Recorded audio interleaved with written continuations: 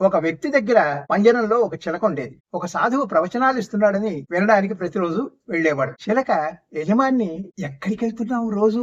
ప్రవచనాలు విని మంచి విషయాలు నేర్చుకోవడానికి. చిలక అడిగింది, నాకు చిన్న సహాయం చేసి పెడతావా? నాకు స్వేచ్ఛ ఎప్పుడో స్వామీజీని అడిగి రాగలవా? పక్క రోజు, స్వామి, నా పంజరంలో ఉన్న చిలక తనకు స్వేచ్ఛ ఎప్పుడు దొరుకుతుందో అడగమనింది. ఆ మాట విని స్వామీజీ మూర్ఛపోయాడు.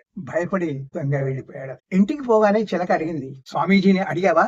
నీ కర్మ. స్వామీజీని అడగగానే మూర్ఛ వచ్చి పడిపోయాడు. చిలక, పర్వాలేదులే, అర్థం చేసుకోగలను అనింది. మర్నాడు యజమాని పంజరాన్ని చూస్తే చిలక చచ్చి పడిపోయినట్లు కనిపించింది. ఏమైందా అని తలుపు తీసి చూశాడు. చిలక ఒక్కసారిగా ఎగిరిపోయింది. సాయంత్రం స్వామీజీకి జరిగినదంతా చెప్పాడు. మూర్ఖుడా, ఇన్నాళ్లు విన్నా నీకు అర్థం కాలేదు. ఇక్కడికి రాకుండా నేనేం చేసి చూపించానో చిలకకు అర్థమైంది. తప్పించుకుపోయింది. నీవు ఇంకా పంజరంలోనే ఉన్నావు. చాలా మంది దృష్టి ఆ ప్రవచనాల మీద ఉండదు, ప్రాపంచిక విషయాల మీద కేంద్రీకృతమై ఉంటుంది.